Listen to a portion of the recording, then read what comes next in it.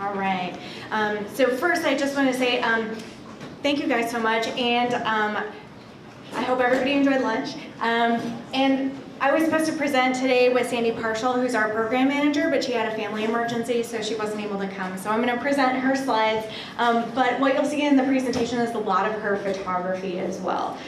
Almost all of the images are hers. All right, so the talk today is fundraising and using social media to help rabbits. So my very first fundraising project, and if you guys saw my talk last time, this will be familiar, but my first fundraising project was to help a rabbit named Claire. I was volunteering with the Oakland Animal Services, and I was one of their rabbit volunteers, and Claire was a little lock with ear infections. So this is probably pretty familiar to a lot of people.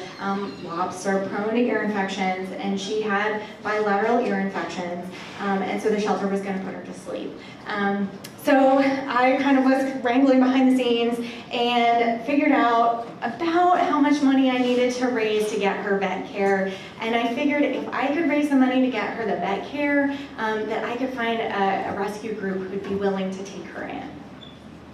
So I emailed all my friends and family. And I just told them, you know, hey, I've been volunteering with the shelter for a few years, and this is really important to me, and this rabbit's going to be euthanized. Her name is Claire, and I sent them a little picture and let them know that I estimated that I needed about $630 for her vet expenses. You know, I'm looking back at the email now, you know, I thought I'd need a vet visit every other week for 8 weeks, and x-rays and an e-caniculate test, and I thought the x-rays and the e-caniculate test would be like $150, which is kind of fun, right? And now I'm like, okay, x-rays are like $250, and the e-caniculate test is $100. Anyway, but so I estimated about $630. And I emailed all my friends and family, and I just asked them for $5. And I said, or, you know, if everybody gave me $5, this is how many people I would need to give me a little bit of money, or if you give me $10, I only need half that many people. And I said I would pledge the first $100. So I sent out the email, and in 24 hours, just from a handful of friends and family, I raised over $1,100 to save Claire's life. And I contacted some rescue groups and was able to find a rescue group to take her in. So Harvest Home Animal Sanctuary, Karen's here, and I ended up joining the board. I'm no longer on the board. My introduction this morning said I was still on the board, but there was a foster home willing to take care of her and take her to her vet appointments. And so just a couple days later, here she was in the backyard of the foster home. Go to the next picture. And in a few weeks, she was feeling better. You know, she still had chronic ear infections, but we found a special adopter in the community who had a rabbit who was looking for a friend, and the person who adopted Claire ended up becoming one of my very good friends, who also ended up being on the board of Harvest Home Animal Sanctuary with me, and is still somebody who fosters special needs rabbits with House Rabbit Society, and is actually possibly adopting another special needs lot with ear infections this week. So you know, and with the same rabbit. So he's now almost 14, I think, and it has had many girlfriends over the past years. Anyway, but it was such a happy story for Claire because she was about to be euthanized for this, you know, treatable medical condition. You know, even though it was going to be chronic, it wasn't immediately life-threatening. She wasn't suffering. And I just knew that I wasn't going to be able to find a way to do it unless I could financially help make it work. And that experience was so inspiring to me. You know, it might sound really scary to be like, okay, now I'm going to email all my friends and family and ask for money. But everybody wrote back, and they wrote the nicest messages.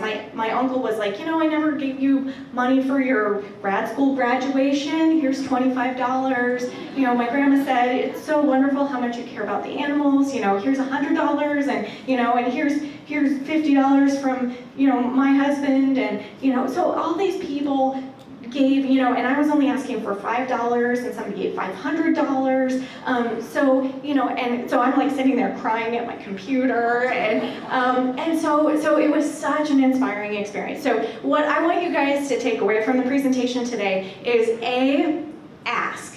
because people want to help. And it's not just that we're gonna save the rabbit's life, but it makes them feel good. Like if everybody in here, if you were like, if I said right now, okay, I've got a rabbit over here and all I need is $5, and if we all pitch in, we can take her to the vet right now and go save her life. Everybody in here would be like, what's $5? That's a latte, that's a coffee, and we would be able to get it done. And everybody in here would feel good because there's a real live animal, real live being that we all can help. So people feel good to be able to help, and they want to be asked. So I don't want everybody to worry about the ask. Don't feel like you're burdening people by asking. If people can't do it, they can't do it, but maybe they'll think about you next time, or maybe they'll think about you at the holidays. So the takeaway is going to be to make the ask. All right, so I'm going to talk a little bit about big picture fundraising. How much money do we need? How are we going to raise the funds? What are the trends in giving? I'll talk about different types of fundraising activities, and then I'll present Sandy's piece, how to use social media to support your rescue and education work. All right, so this is one of my favorite books, the NOLO Press Effective Fundraising for Nonprofits book. It's now in its 5th edition, and it's really, really great. It's really practical, and it has these handy worksheets. So it's got these worksheets, and then you can pop this into Excel and make it more complex. But you can basically go in and look at what you think your expenses are going to be. And so it breaks out all these categories for you. It doesn't show up so well on the screen, but if they're staff members, then salaries, office supplies, printing costs, all these different things that are things that a lot of nonprofits are going to be spending money on. And of course, vet bills are going to be the big thing, for us. We're going to add in all these things that are specific to the work that we do. But they've got all these great worksheets that are going to help you think about what your expenses are going to be for the year for a rescue. And then you can do a plan of your fundraising activities for the year. So you've got all of your expenses. You need to make $100,000, and then how are you going to get there? What are the activities going to be this year to help you raise those funds? So you can itemize them out, the amount it should raise, the expenses that are going to be associated with that, and then how much you'll net at the end of that. And then you can actually compare it as you do the activities. Did we raise more than we expected? Did we raise less than we expected? All right, so I'm going to try to get up close to this. So this is a little bit about individual giving trends. And in animal welfare work, most of the donations are through individual giving. And I'll talk a little bit about foundations and grants, but primarily the bulk of the support with animal work is in individual giving. So this is individual giving trends from 2010 to 2015. And these are different sectors. And I realize this is going to be really small for the folks in the back, but you're going to get the presentation emailed to you so you can see it close up. So these are different sectors. For this sector, for animal welfare, they lump it in with environment, and environment's actually a bigger sector than we are. So anytime you see these numbers, we're like lumped together with this like bigger cousin. So we've got the change in donor households that over this 5-year period, there are actually 3% fewer donor households in our sector. So there are actually fewer households giving, but they're giving 42% more over this period. So people are being incredibly generous in our sector, even though there may be actually fewer people. But again, we're lumped together with environment, so it's kind of hard to break it out. And then there are fewer people giving to new nonprofits, so more people sticking with nonprofits that they know, but there's actually new donations are bigger. So the people that are giving to new nonprofits that they haven't given to before are giving more than they did before. All right, so 2016 giving trends, again, we're environment and animal welfare. So this is the 2016 percentage of total fundraising from online giving. So 7.7% of the fundraising is from online giving. This surprised me. I thought online giving was a lot bigger, which means that people are mailing checks, and they're making cash donations, and they're doing workplace donations. And this is, the data is coming from Blackbaud. They're one of the biggest donation processors for nonprofits. They have the products Razor's Edge and eTapestry. And so they have all of our data, basically, because they're taking in all these donations and managing our donor databases, so they can see kind of how much money we're raising overall and how much of it is coming through their portal. So I was surprised that it was less than 10%. But there's been a big increase on people giving through mobile devices. So 17% increase, or 17% of online donations are made on a mobile device. So out of that 7.7%, 80% of that is on the website, and then the rest of it is people on their phones. So that's a good reminder for all of us. I know, Rabbit.org is not always the most mobile friendly. The mobile version is a little bit different. So it's a good reminder for all of us to kind of look at our websites on mobile and see if donations are easy. And then there's the annual cycle issue. So a third of charitable giving, actually more than a third, is happening in November and December. So if you look at our sector, this is the months of the year. And when we get to November and December, we have 11% of the online giving is happening in November. And then 28, almost 29% of the online giving is happening in December. So you have almost 40% of donations are happening in that 2-month period. So what that means is that you'll have a lot of funds come in, and then you have kind of the first 40% of the year, and then you hit a lean time in the summer months. So it's good to think about that annual fundraising cycle so that you can plan to make sure that you're going to be sustainable all year round.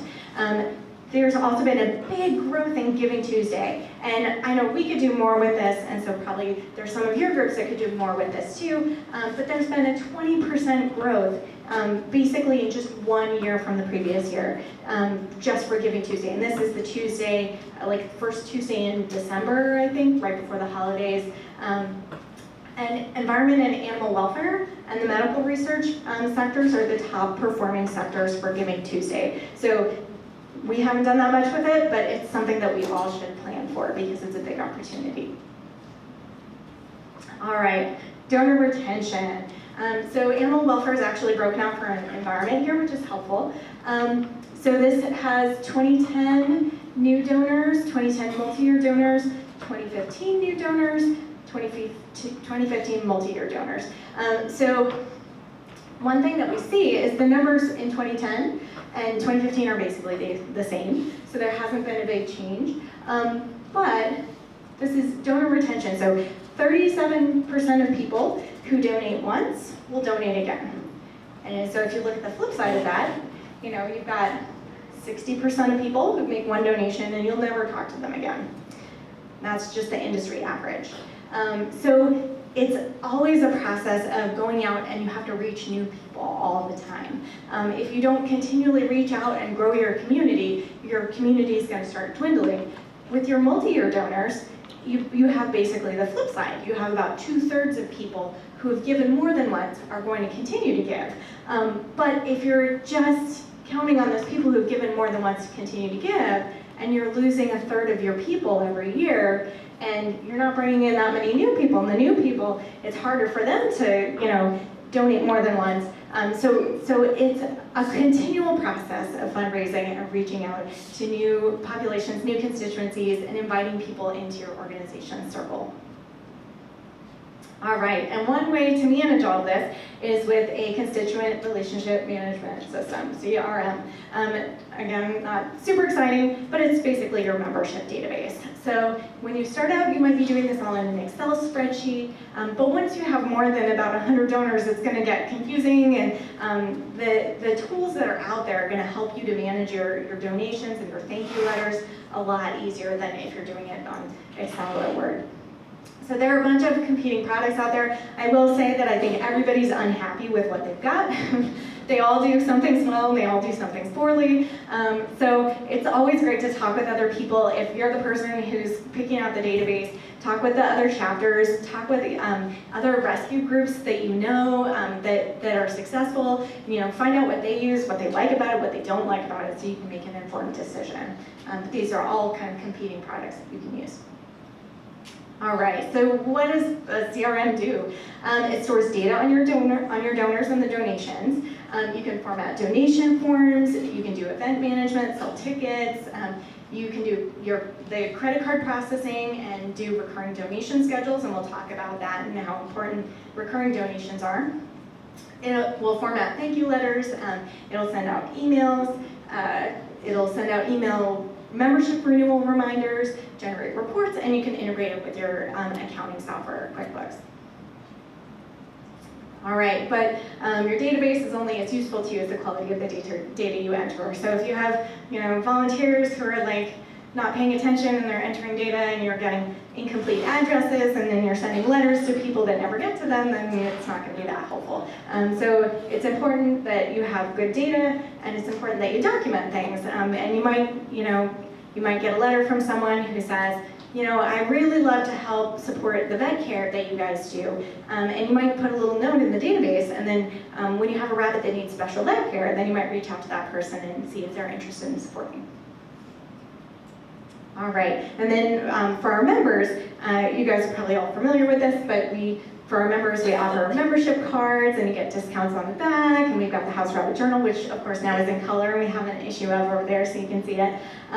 So if there are people here who are not yet members, definitely sign up with us, $20 for the year, and then you'll get the journal in the mail and everything. But your membership software will help you manage things like this if you want to do membership cards, that kind of thing, as well as the mailing list for your periodicals or your mailers. So recurring monthly donors. So our recurring monthly donor program is the Bunny Brigade. And this program really helps support the work that we do. So these are our sustaining givers. If you think about like public radio and public television, sustaining donors are what get them through. And I'm sure everybody's been in their car and you listen to them doing the fund drives, and they've really been focusing on sustaining donors. Because if you think about that, when I was showing the different months of the year, how you kind of have everything really slow until you hit November and December, it's your sustaining donors that are going to get you through the more lean times of the year for fundraising, because they're going to be there for you every single month. You have vet bills every single month, you have spays and neuters you have to do every single month, the rabbits never stop coming in, and those sustaining donors are going to be there for you. And this was a quote that Sandy pulled for us. It says, monthly givers donate 2 or 3 times more in a year than they would if they only gave a single gift. So the monthly donors are a really special group of people. And so finding those people in your community, and maybe some of them are already your volunteers or supporters who have supported you kind of year after year. If you start a monthly giving program, they may be really interested in joining.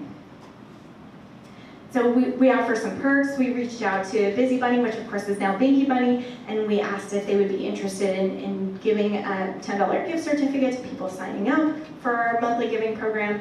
They said, yeah, sure. So we're able to offer that benefit. And then for people joining at $30 a month, so it's $1 a day, then we send them a handmade necklace that says House Rabbit Society. And these are not that expensive for us. I contacted the jewelry maker, and she sells them to us at a wholesale price. So I think our cost on this is somewhere around $12 or $15 for these handmade necklaces. And I think they're pretty fabulous. And our donors really enjoy them. And it's just a small token that we can give back to folks, and then hopefully they'll wear the necklaces and help promote House Rabbit Society and the work that we're doing, and people can ask them about it and we can talk about our work. So these are some ways that you can try to encourage people to sign up for a monthly giving program. And then in our annual membership renewal emails, we also remind people about our monthly giving program. So if people are signing up for another year of their membership, we're suggesting, well, you might consider signing up for our Bunny Brigade program, then you don't have to worry about your membership lapsing. So newsletters. Newsletters are a really important part of fundraising. 95% of consumers use email and 91% check it once a day. So email is still a really great way to reach people. And this is actually more people than use Facebook, use email. I mean, it just makes perfect sense, but you can reach more people with email. It's a great way to keep donors informed about your work. So you can give them updates and tell them all about the work that you're doing. And you want to encourage people to join your mailing list, whether it's sign up online, using social media, encouraging people to sign up for your email list, or in person at events. You go out to the community, do adoption events, have people sign up for your email list, and they can find out about special promotions and adoption days that you guys are doing, nail trims, all that kind of stuff. You want to keep news items really short and sweet. Paragraph, you can include a photo or a video. And for the chapters, if we have chapter folks who are interested, you can always send out newsletter items to Sandy. Her email is down there. It's kind of small, but it's sandy@rabbit.org. Just real quick, a photo and a little, one paragraph blurb about a newsletter item, and those go out on the 1st and the 15th of every month. So we always include what's going on at House Rabbit Society headquarters, and then a couple blurbs from our chapters. So it's a great way to just get out the word about what activities you guys are doing. These are two of the big software systems for doing email lists. So MailChimp and Constant Contact, they're about the same. Again, you can talk to folks who have one like it, have the other like it, but both of them are going to meet your needs and be good products. All right, so dealing with emergency fundraising. This is exactly what you guys are all afraid of. This was our view a couple of years ago when we got to work one morning. The note says, "I'm so sorry, I started with 2 rabbits and I can't keep them anymore. And I'll donate to you at some point in the future. So sorry, God bless." And inside these boxes were 19 rabbits. And the photo is staged. So like our animal caregiver found them like that, and then like quickly like took them inside, and we got them all out of the boxes, and everybody was safe and adorable. So that didn't hurt. They were all really cute. And then we went back and staged the photo so that we could show everyone just what we were faced with. So then it's one of those things like, okay, somebody dumped 19 rabbits on the doorstep, and thank God this doesn't happen all the time. This was really out of the ordinary. And we decided we were just gonna do right by the rabbits. We were just gonna kind of roll with the situation, but that we were gonna need to raise funds to pay for 19 spays and neuters. Plus there was one of the rabbits had really maloccluded incisors and was gonna need an extraction. So that's an expensive surgery right there. So we sent out an emergency email appeal. We just, we told people exactly what happened and how we felt about it. And the photo, we recreated the photo exactly how it looked when we got there. And we were full at the time. We didn't have space for 19 rabbits unannounced. So we reached out to a bunch of foster homes. We got all these rabbits in foster. Of course, a lot of the foster parents decided to adopt them, which is not a problem. But so we reached out to our community, and then that gave people an opportunity. Again, we made that ask, and we were like, we've got a problem, and it's something that you guys can help us with. And people made donations, people came forward to foster, and we were able to get through it as a community. There were also some benefits. I'm going to talk later this afternoon about our low-cost spay neuter clinic. But one of the benefits that came out of this emergency situation and us telling everybody and saying we need help was we actually made the relationship that made our low-cost spay neuter clinic possible. So there's a lot of benefits to just being really honest with your community when you're in a time of need so that they can help. They were adorable. Or you might just have one rabbit that comes in from a shelter with a really big medical need, and it's going to be expensive. We had a rabbit come in who she had horrible jaw abscesses, and this is actually a patient of Dr. Sips. She knows this bunny quite well. And the rabbit had been fed nothing but carrots for the first year of her life. And so had no calcium in her diet, no fiber, and has the worst dental disease that I've ever seen.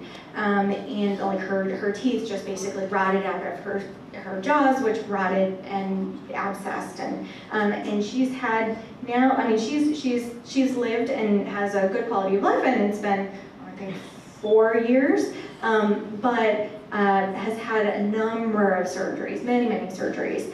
So as we were taking her in, we knew, we had no idea how many surgeries she was going to need. I think we're up to 12 or 14. Doctor said, I think we're somewhere around 14 dental procedures, and we knew we were going to need to help with her because, at the time that was going to be a really big expense for us. So we sent an email out to our community asking for help, and people were, right away helping and making donations with us. So last week, you guys probably saw the news. There were huge wildfires in Northern California, and you may have seen our email or our appeals on Facebook.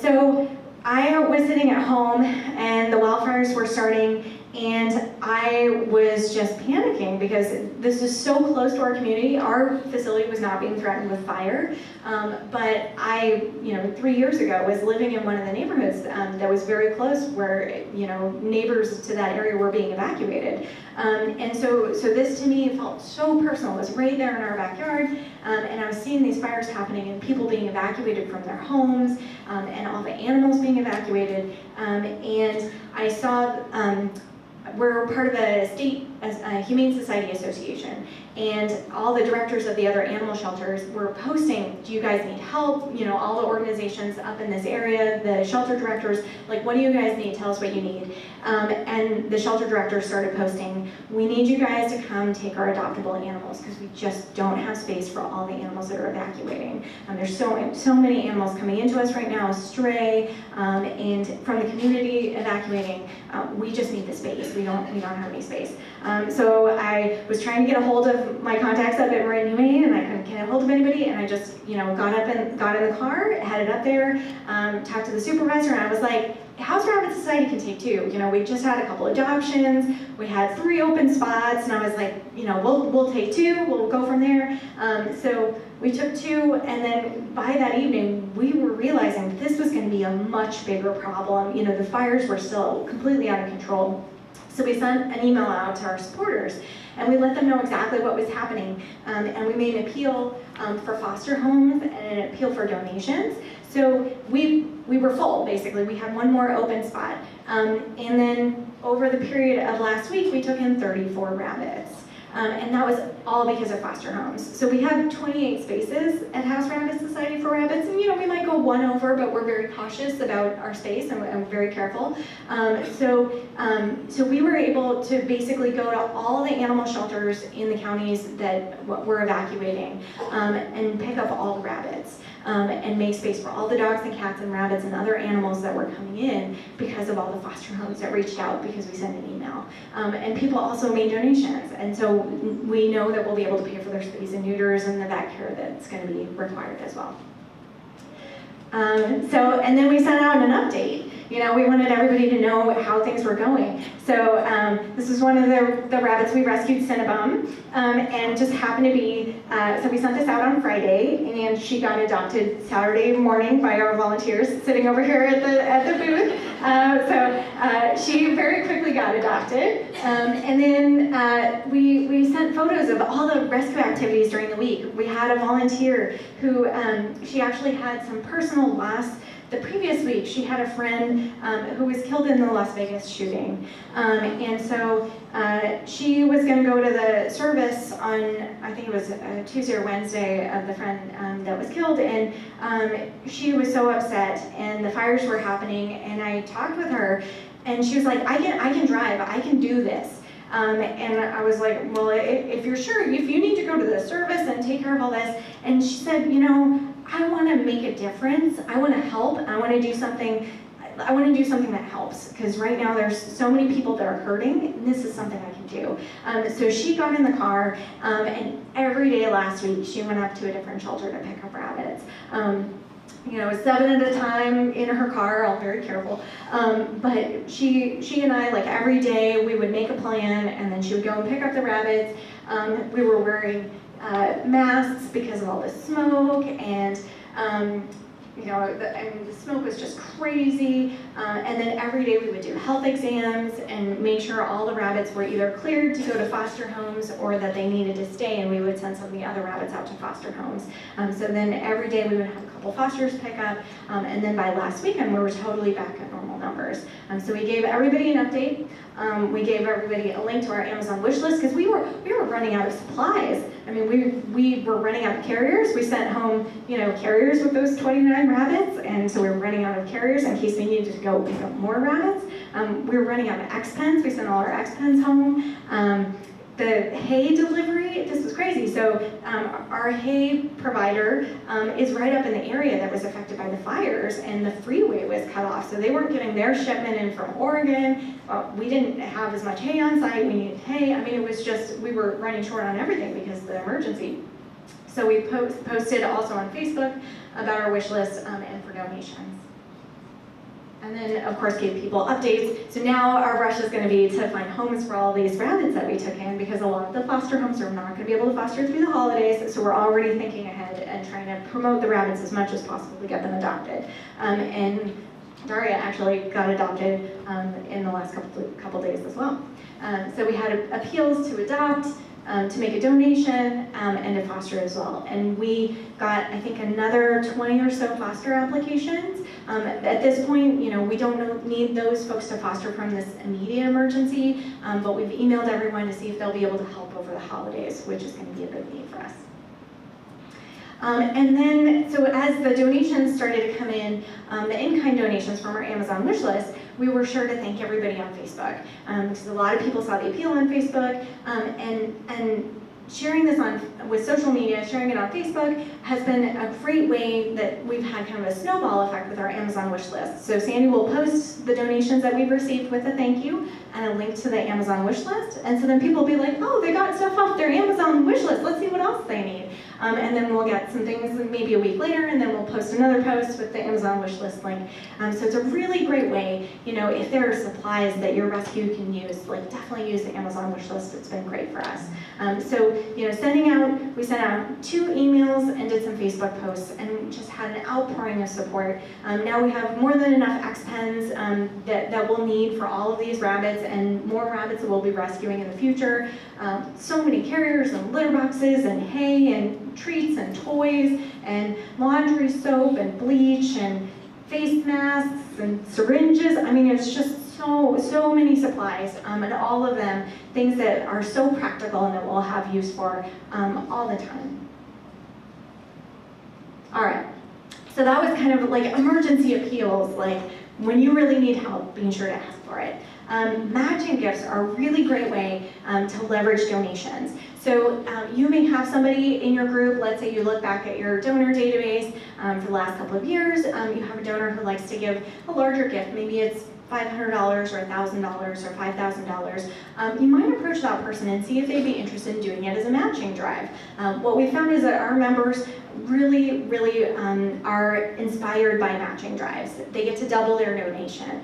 Somebody's putting in that dollar for dollar match when they're making a gift. And so we promote this again, with all of our channels, with email, with social media, put it on the website, and then we're getting the benefit of both a donor who's making a larger gift, and then they're inspiring people to help and double their donations. So it's really kind of a win-win for both parties. And often the people giving the larger gift are really excited to be able to inspire the support for a cause that they really care about. So this is one of the appeals that we did, and this is if you have a graphics person, so you don't have to have fancy software that has like a thermometer that automatically goes up. You can have any kind of a graphic thermometer, and they can just, make one that's purple up to here, and then they'll make another one that's purple up to here, and they'll make another one that's purple up to here, and then you just replace the image as your fundraising goes on. So if you don't have software that can do that for you, if you have somebody who can do graphics, you can also make that work. So there's just an example of that. So we just replace the image. We have one donor who really likes to do matching drive for veterinary equipment. And so she gives me a call every year and says, okay, what equipment would be really helpful? So this past year we bought a blood work machine, which has been so awesome.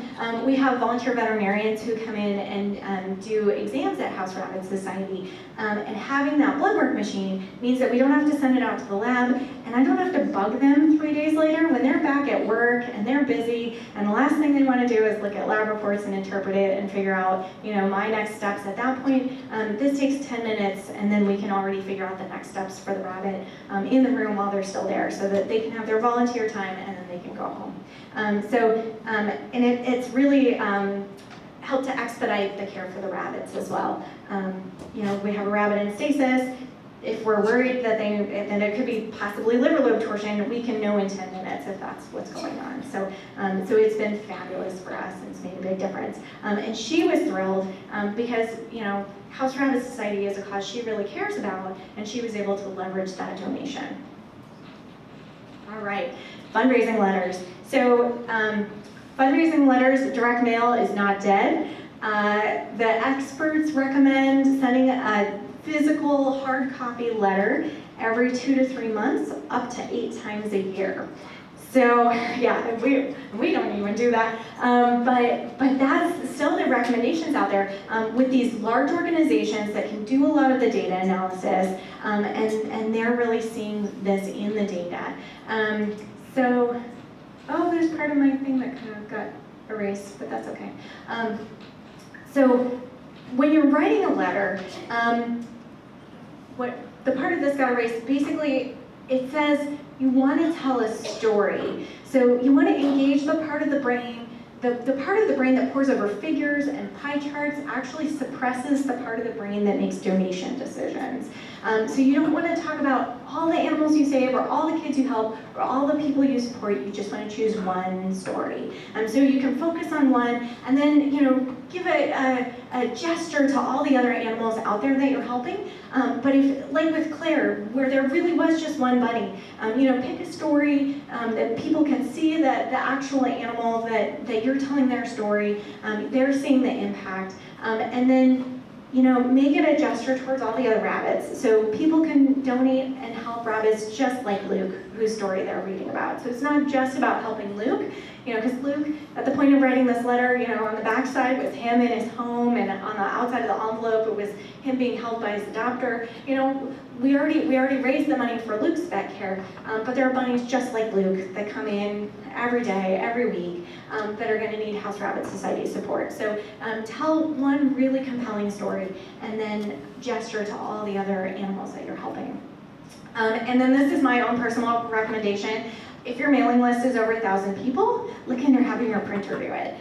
So the first year I was at House Rabbit Society, I just remember there was a period for like weeks where we were like folding and stuffing envelopes and putting stamps on everything. We got the nonprofit rate stamps and licking them and sticking the address labels on. It literally took weeks to get it all complete. We had volunteers helping and everything, but I would take it home at night, because we didn't have it finished yet, and we had to get it all out at the same time to get the bulk rate. And so if your mailing list is over 1,000 people, the printer can actually do all of that for you, and you can get an estimate from them. But they can, print the letter. You basically send them the letter in InDesign. They can print it. They can fold it. If you have a coupon, they can perforate it.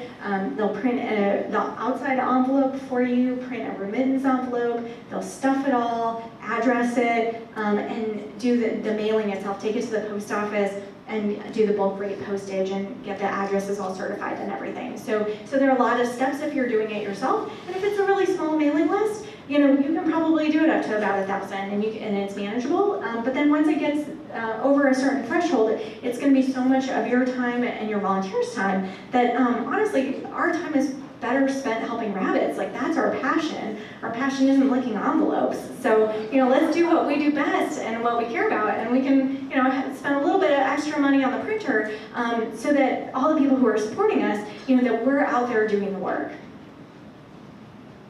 All right, so foundation grants. So So again, by sector, we're looking at all the different sectors. So we've got environment and animals. So this is about, this is 2014 numbers from foundation centers.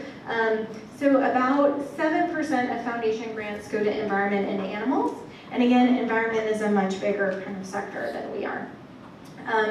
This breaks it out a little bit. So this is animals and wildlife, so still wild animals, not just companion animals. And then environment, separate. So you can see that environment is actually like a much bigger sector than we are in terms of number of grants. So this was 1 year, but the number of grants was about 8,000 versus 2,000. And the dollar amount is also a lot significantly higher in terms of total grant dollars. And the total percentage animals and wildlife, once you strip out the environment folks, it's about 1.5% of foundation grants. So there's less money, there's not no money in foundation grants and grant making, but there's certainly less money out there than for other nonprofit sectors. So if you are kind of spreading, you're trying to figure out where to spend your time, if you have somebody who's great at grant writing, by all means, use their talent, use their skills, do some grant writing to try to go after these grants. But because there's less out there in our sector, if you don't have time to go after that, I would spend time on growing your community, growing your email list, growing your mailing list, because individual giving is such a great support, and it's a very diversified support. When you have foundation grants, foundations are pretty fickle, so their priorities change from 1 year to the next in terms of what they want to fund. And that may or may not line up with what we're doing. And the dollar amounts, you may get a grant 1 year and then the next year you don't get the grant, and you want to make sure that you can keep your programs going even if you don't get a big grant the next year. So when you're looking for grants, there are a few different places that you can do your prospecting for grants. Foundation Center is fabulous. Grant Station, you can get discount memberships to Grant Station through either TechSoup or signing up with the Chronicle of Philanthropy. TechSoup, I think they do a promotion once a year when you can get the discounted Grant Station memberships. And Chronicle of Philanthropy, if you become a member with them and sign up for their magazine, either electronic or physical, then you get it, I think it's $100 a year, which is a great discount. And the Grant Station is basically a database of all the different grants out there from different foundations. So you can plug in, companion animals, rabbits, animal rescue, and then it'll show you a bunch of foundations and a bunch of different grant possibilities. HSUS has some grant listings, Philanthropy News Digest. So the HSUS, this is their animal sheltering section of their website, University of Wisconsin-Madison Library, and then of course Foundation Center Grant Station. And if you know anybody affiliated with a foundation, definitely talk to them and see what opportunities might be out there that they know about. We had one of our donors works for Yahoo, and the Yahoo Employee Foundation. It's grants that are nominated by the employees that work at Yahoo. So if you have a friend that works at Yahoo, or maybe that works at another large company where they have something similar, you might be able to get nominated. So a couple of years ago, we were nominated to apply, so I still had to fill out a grant application and talk about what we would use the funds for, and it was for veterinary care to grow the number of special needs and medical rabbits that we could help, and we won a $10,000 grant, and it was from having that donor who was part of our membership and part of our support base through her employer. All right, can you have your own store? So the short answer is yes, but then there's a couple exceptions. So, of course, we've got a store, San Diego's got a store, Cat Adoption Team up in Portland, they've got a great store and a little sign, shop for a cause, 100% of sales proceeds benefit the shelter cats. So, yes.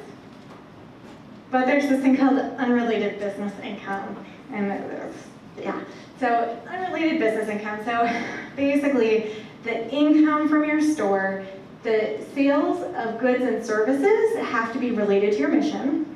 So if you sell things, goods or services, that are unrelated to your mission, you could owe unrelated business income tax. So it's basically the tax that all for-profit businesses have to pay, but we don't have to pay it as long as it's not related. If the work that we're doing and the goods and services we're selling are related to our mission, we're okay. T-shirts that just have your logo and that don't have some other message may be considered unrelated. So just having your logo on something doesn't necessarily make it related enough to your mission work. But there are a bunch of exceptions. There's a bunch of loopholes. So like as you guys are all sweating, there's a few exceptions. So it's okay if it's not regularly carried on. So this is how Girl Scouts does Girl Scout cookies, right? They're a nonprofit. You can't go and buy Girl Scout cookies all year long. They just do it for part of the year. So it's not regularly carried on. Auctions, bake sales, benefit concerts, car wash, garage sale, calendar sales at the holidays, Christmas card sales, all that kind of thing, it's not regularly carried on. We're just doing it for a short period of time. So those are okay for fundraising. But if you did it all year long, if you came out with your whole greeting card line, that could be something, unless they had a strong educational message, it could be something where you could end up owing taxes on it. It's okay if substantially all of the work of providing the services or creating the goods and selling the goods is done by volunteers. So if you have volunteers that run your store and everything's run by the volunteers, then don't have to worry about it. If it's primarily for the convenience of your members, volunteers, employees, then it's okay to sell it. So let's say you have a snack machine, or you sell, drinks for the volunteers, and that's all totally okay because it's primarily, the public could buy drinks, but really it's just so that everybody who's there can have drinks while they're there. Sponsorships are okay, like for events like this where we have sponsors and we display their logo, but you can get into trouble if you have advertising in your magazine. If items are donated, it's totally okay. So if you run a thrift store, you can totally, anything that's donated, even if it's totally unrelated, like you can run a thrift store with shoes, nothing but shoes, and it benefits rabbit rescue, that's fine, as long as everything there is donated. Bingo is okay, but you want to make sure you check your state's nonprofit gambling rules. So California has notoriously strict gambling rules for nonprofits, for raffles and bingo, but other states it's very different. Entertainment is okay to attract people to a fair or expo promoting agriculture or education. So this is how the county fairs get away with doing all their big concerts and stuff.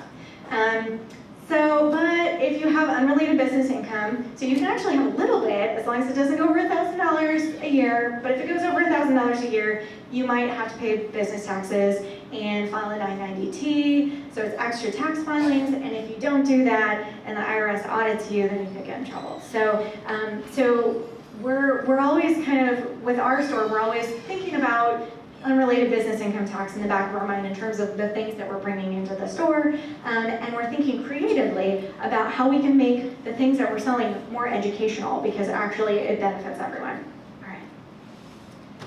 So t-shirt sales that are not regularly carried on, that's totally fine. So we partner with Float. They do a couple t-shirts for us a year. They have graphic designers, like we give them ideas and then they come up with the graphic design.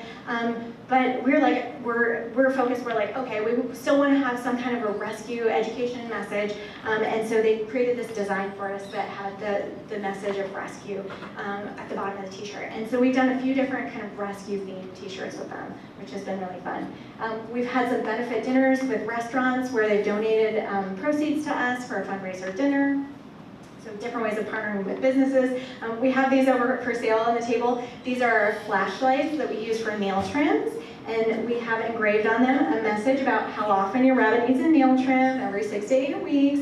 And for instructions, go to rabbit.org/nail trim. You can watch the video on how to do a nail trim, and then you have this handy flashlight that's perfect for dark nails. So it's a way of having a product that we can sell, that we can fundraise on, but that actually is going to contribute to our mission of education and helping rabbits.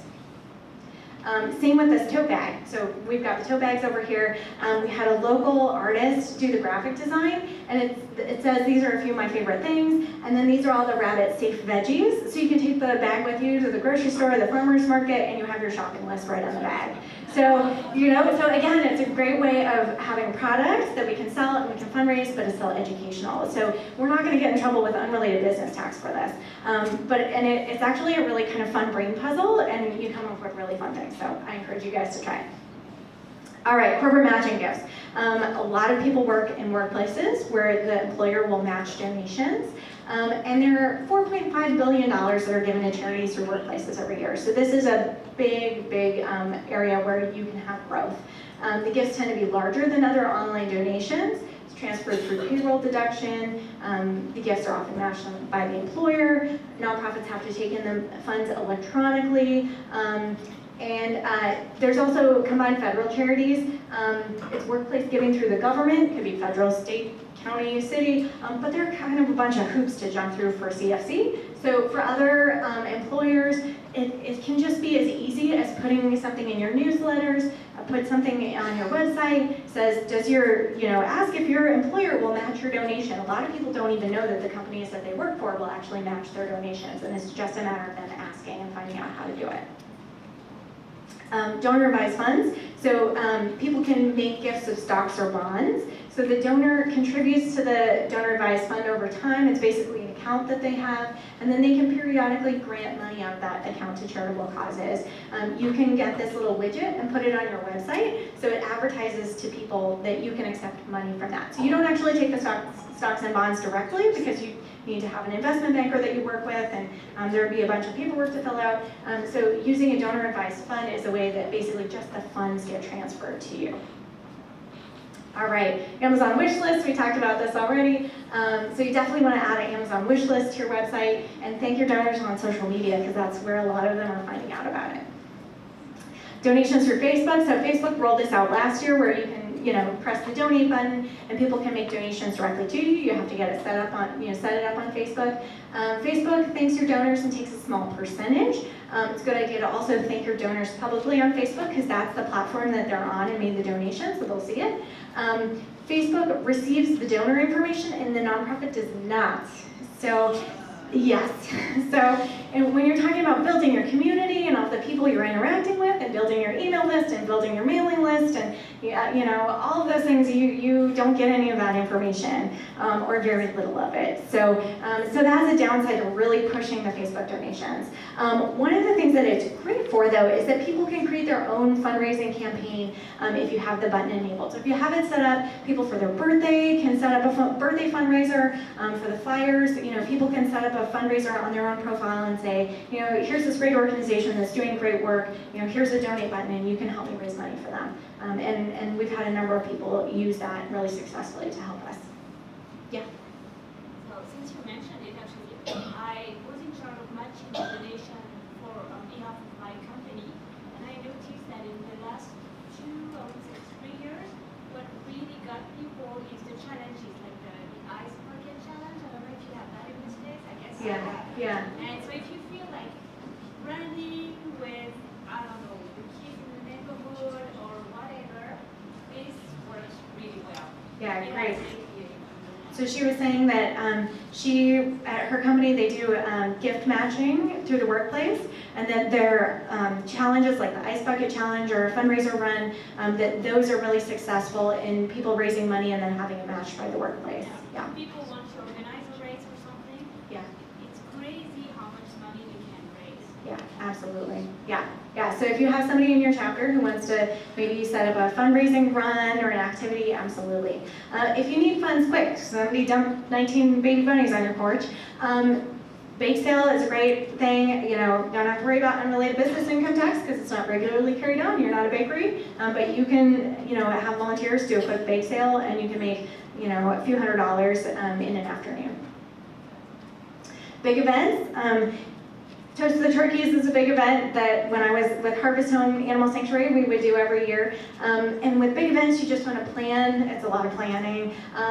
This worksheet is from that NOLO Press book that I mentioned in the beginning, the fundraising book, and it has a great, just like itemized, here's all the things, the expenses that you're going to want to think about. On the next slide, you'll see, I didn't have it in there. The next slide, it was just going to be all the revenue, the ticket sales, the auction items, like all the different things, the ways that you're going to raise money. So you just want to plan in advance to make sure that you're going to cover all of your expenses and raise money from the event as well. Affiliate donation programs, so there are a bunch of different companies that do affiliate gifts, donate a percentage of proceeds.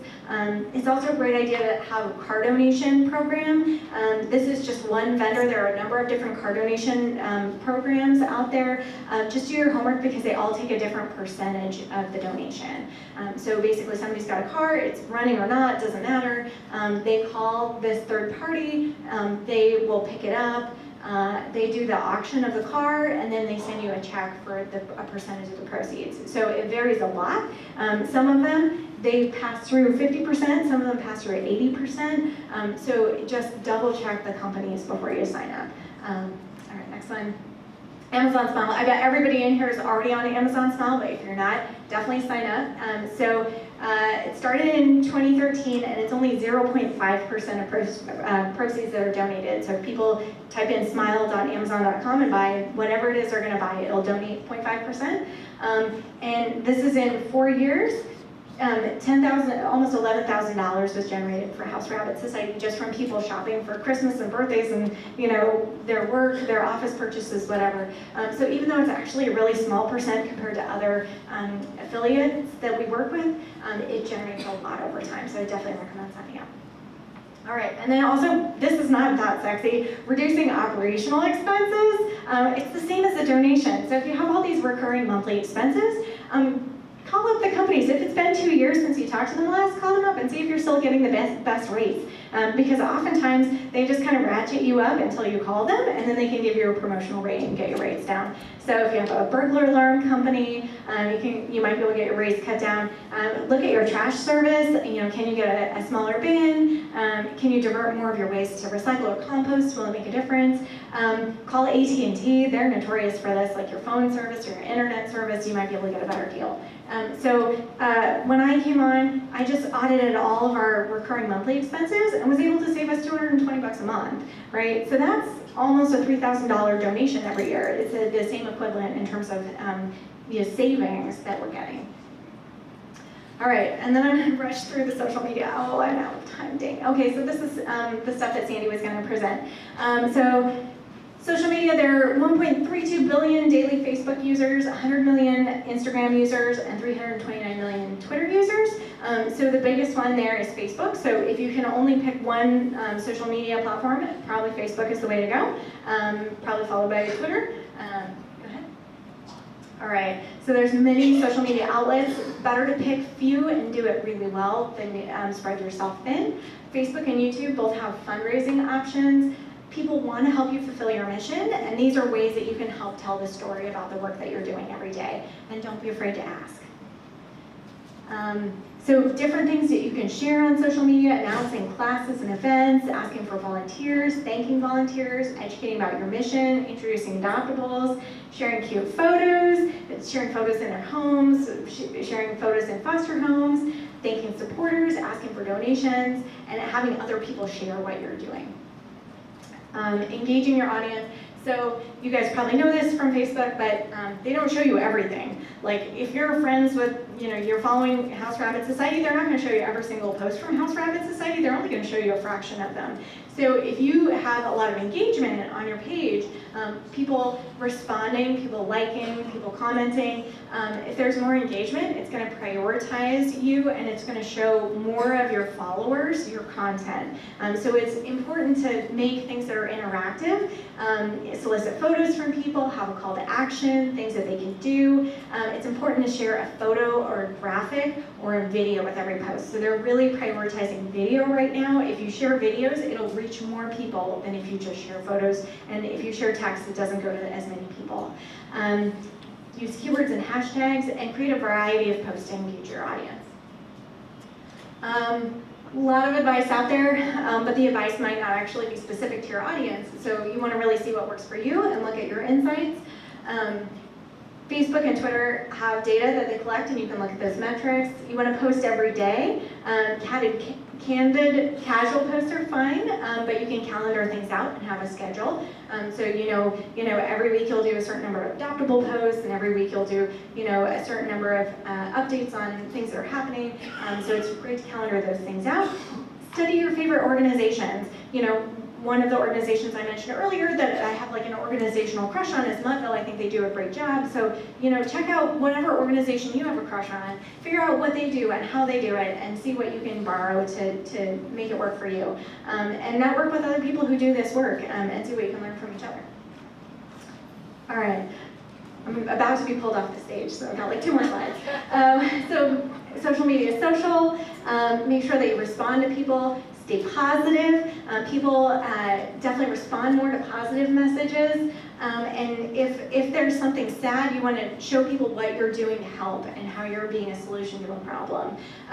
You want to think carefully about your online persona and make sure that you have kind of regular contact people who are going to be a more unified voice of the organization. You want it to be an experienced communicator. And if there's negative feedback, use it as an opportunity to educate, rather than just deleting comments, unless it's really horrible. And you can use filters. So if somebody just types the word bacon, we actually have a bacon filter on the House Rabbit Society Facebook page. So if somebody comments like, bacon, it just like never even shows up. So you can pick what you want those words to be. Yeah. All right. There's some tools that can help make your calendaring easier. Hootsuite and TweetDeck, you can basically schedule things ahead of time and it'll post when you want it to, and you'll find out more analytics. And good content, so sometimes candid, but sometimes having a really professional image can help reassure donors as well that you're deserving. All right, resources for creating content. So Sandy would be so disappointed if I didn't get to this. So these are a whole bunch of different ways that you can get help with your images and your social media. So for images, you can ask for people to help volunteer, contact a camera club, take photos. You can put photography equipment on your Amazon wish list. Lynda.com and some other online resources can teach you design skills. And HRS has a library of free photos and images you can use in your rescue work, and contact Sandy at rabbit.org to be connected to that. And she also started a Facebook group to discuss photography, design, and promotion and marketing. And Allison Giese is here too and is an admin on that, can add people if you're interested in photography, design, promotion. This is one of her studio shots. You can see the beautiful finished product, and this is actually how she created it. This is some wallpaper from Daiso that she tacked up on the wall. This is a leftover piece of baseboard from her house from when they had to replace some baseboard. It's only a couple feet long. This is some wallpaper that looks like flooring. She has it up on a table, and these are some light boxes. So the light boxes are the only expensive piece of equipment there, but when you look at the final picture, it looks very, very polished. It looks like the inside of a very lovely house, but it's actually all fake. So there's some really fabulous things that you can do, and you can join the Facebook group and you can learn all these kinds of tricks. All right, seriously, 2 more slides. Okay, social media success is not a goal, it's a means. It's a way to get to where you want to go. Fulfilling the nonprofit's mission is the goal, and you want social media to help you get there. So don't get caught up in how many likes you have, how many shares you have, because at the end of the day, that's not the most important thing. So the best thing to do is drive traffic to your website, drive traffic, to sign up for membership and email lists and all these things to keep people connected. All right, and so this is her example. So Sandy created this Bunzilla graphic. It reached over almost 400,000 people. Okay, so that's a huge number of people. And it resulted on some new likes on our page, so maybe those people will see what we're doing in the future. But so it reached a bunch of people and got some likes. But then with the wildfires, we put in a clear ask. It only reached 13,000 people, but we shared what we were doing, and we put posts to our wish list, posts for donations, we sent out the emails, and we had thousands of dollars in donations in just a couple of days, and thousands of dollars of supplies donated through our Amazon wish list. So, sharing the real work that you're doing is going to be inspiring, and even if you don't reach 400,000 people, it's more important to get the support that you need. So there's more to Facebook than likes. Likes don't pay the bills. So this is why it all matters. At the end of the day, we are doing fundraising for this. This is one of those little bunnies from the boxes that were left on our front porch after he got adopted. Yeah. So he's enjoying some time at home. This bunny was just adopted last week. He had an amputation while he was with us. He came in with a really badly broken leg and is already deeply loved at home. And this little bunny came into us with horrible scabies. I'm just covered in just horrible crusts all over. We were shocked to find out it was scabies. And it was in such bad shape when he came to the animal shelter. They texted me and were like, do you think we should just euthanize him? He looks really bad. And I was like, we're gonna pick him up and take him to our vet in 20 minutes, we'll be there. And the man that adopted him was the man that found him in the gutter covered in scabies. So he followed up with us, and every step of the way we gave him updates. And then he came back 3 months later, when the bunny was all healed, and adopted him. So this is why we do the fundraising, so that we can help these rabbits become part of people's families. All right, thank you.